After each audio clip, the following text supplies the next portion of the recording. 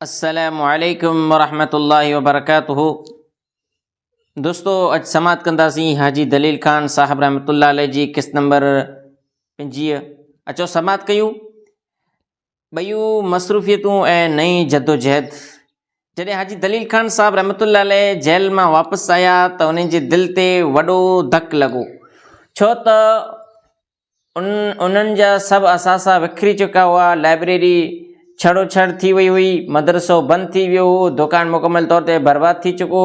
इहो मंज़र हिकु अक़लमंद इज़तदार ऐं महिनती माण्हू लाइ तमामु ॾुखोईंदड़ो, पर हाजी साहिब उन्हनि माण्हुनि मां न हुआ जेकी मायूसीअ सां हथ मिलाइनि। उन वक़्तु हाजी साहिब जा फर्ज़ंद जामिया सलफिया मेवात शिकरावा में तालीम हासिल करे रहिया हुआ। घर जा हाल तमामु ॾुखिया थी चुका हुआ। माशी तंगी, अकेलाणो ऐं सामान जी खोट हाजी साहिब लाइ मुश्किल बणिजी हुई। उन्हनि जे हौसले खे कंहिं बि शइ कमज़ोर न कयो। हाजी साहिब फ़ैसिलो कयो त नई सर ज़िंदगी जी शुरूआत कई वञे। न को शिकायत, न को गिला, रुॻो अमल, ख़ालिस अमल।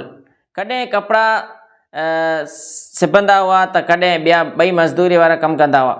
कॾहिं कॾहिं किताबनि जी जल्दसाज़ीअ जो कमु बि कंदा हुआ। हाजी साहिब न रुॻो दीनी, वापारी ऐं तबलीगी मैदान जा माहिर हुआ, पर जल्दसाज़ी जहिड़े फ़ननि में बि महारत रखंदा हुआ।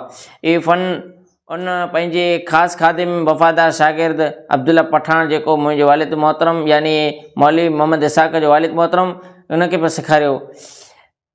अब्दुल्ला पठान न सिर्फ़ु इन फ़न में कमाल हासिल कयो, पर उनखे पंहिंजो रोज़गार पिणु बणायो। पोइ उन फ़न खे वालिद साहिब मुंॾा मुंतक़िल कयो, जंहिंसां हीअ इल्मु ॿिए नस्ल ताईं पए थो। हाजी साहिब अॻूणे बि तयारु थींदा हुआ, जेके उन्हनि जे हुनर ऐं हथ जी महारत जो ज़िंदा सबूत आहे। हाजी साहिब अंगूठियूं बि तयारु कंदा हुआ। मदरसो बि हाजी साहिब ॿीहर वॾी शान सां हलाइणु शुरू कयो।